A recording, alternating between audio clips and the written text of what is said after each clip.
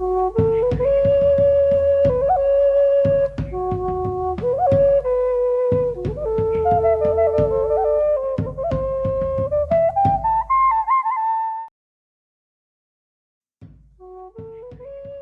suis chef de service de la délégation pour la prévention de la délinquance. J'ai été nommé en juin 2020. De métier, je suis éducateur spécialisé. Donc, longtemps œuvré dans le social, j'ai 18 ans, au service de notre population. C'est pour ça que dans le diagnostic que vous proposez, c'est important toujours d'abord d'être dans la proximité, c'est ce qu'on essaye de faire avec mon service, mais aussi de toujours aller chercher finalement la parole du jeune, hein, pour ne pas peut-être proposer des dispositifs qui peuvent nous plaire, mais qui ne parleront pas à la jeunesse. Donc si on veut à un moment entendre un petit peu ce cri qui a été poussé hier, cette lueur d'espoir, alors il faut permettre à chacun, adultes et jeunes aussi, de se reparler, de se comprendre, de respecter les choix des uns des autres et de respecter le jeune tel qu'il est, dans sa diversité. La jeunesse, elle bouge, c'est comme la culture, elle est tout le temps en mouvement. Et ce qui a pu marcher avant, euh, ne marchera pas forcément aujourd'hui, parce que les codes ont changé, le langage a changé, la musique a changé, et donc il faut s'adapter. Il faut pouvoir s'adapter et apporter une réponse, parce qu'une chose est sûre, c'est que la jeunesse d'aujourd'hui, ce sont les parents de demain.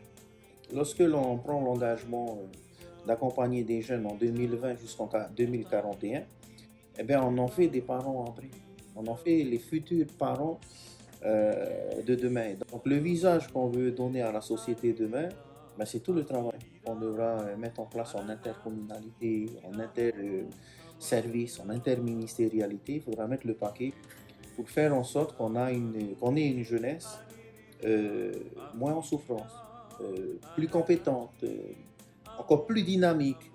Euh, et ça, je crois que c'est important qu'ils le sachent, qu'ils sachent qu'on compte sur eux et qu'on mise vraiment sur l'avenir de ce pays, c'est notre jeunesse. D'avoir ces jeunes qui, dès 12, 13 ans, 14, commencent à réfléchir à leur avenir professionnel, c'est encourageant. Il ne faut pas se tromper de métier, j'ai envie de dire. Et combien de jeunes ont témoigné sur Polynésie Première ce matin d'ailleurs, en disant que les métiers de la pêche, les métiers de l'agriculture, ouais, c'est pas forcément être médecin, pilote.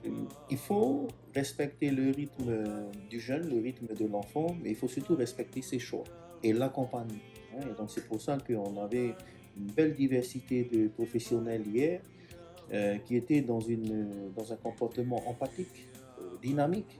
Ce sont aussi des chefs d'entreprise qui font vivre un certain nombre de familles et qui ont le mérite, on va dire, de pouvoir proposer, prendre des risques, impulser.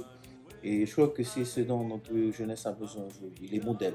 C'est un projet qu'on souhaite mettre en place avec le ministre du domaine, en l'occurrence le président de la communauté de communes Terere Amanou, qui est aussi en charge du foncier.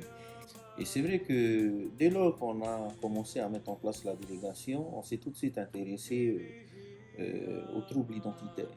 La culture, elle peut contribuer et elle doit contribuer à faire aller mieux notre jeunesse.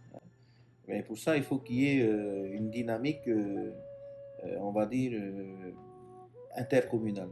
Dans l'enquête que l'on a menée en 2019, on s'était aperçu que pendant les mois du Heiva, par exemple, il y avait très peu de délinquance. Mais pour une simple et bonne raison, c'est que la compétition qui se joue dans la rue aujourd'hui, elle se jouait sur la place Tuata à travers les compétitions de ukulélé, de guitare, le aparima, le otea, tout ça, les légendes. On pouvait être en compétition avec, même en rivalité entre guillemets, avec la commune voisine, sans pour autant tomber dans les violences qu'on a pu connaître. C'est sûr que voilà une des pistes peut-être à creuser, celle de remettre en place les HIVA dans les communes, hein, qui va permettre finalement bien aux garçons et aux filles de se croiser, de se fréquenter aussi, et puis surtout de se dépasser. Donc ça, c'est une première chose. La deuxième, c'est en effet la volonté avec le ministre du domaine d'essayer d'identifier un terrain pour qu'on puisse proposer aux familles qui accouchent en Polynésie française, qui n'ont pas la possibilité de planter le placenta et donc qui n'ont pas d'autre choix finalement que d'incinérer, alors qu'ils voudraient redonner du sens en termes identitaires, en termes de respect de l'environnement, dans le rapport à la mère nourricière qu'est la terre, ça peut concourir à asseoir le jeune dans ce qu'il est, c'est-à-dire polynésien. Notre jeunesse, on a l'impression parfois qu'elle est un peu perdue, alors qu'elle est chez elle. Et donc, pour faire en sorte qu'elle se retrouve avec elle-même, qu'elle soit fière d'être polynésienne, eh bien, il faut lui donner les outils. Voilà, c'est un petit peu l'ambition qu'on a eue dans ce diagnostic sur lequel vous nous avez invités. Et c'est vraiment ce que l'on souhaite mettre en place dans les prochains mois.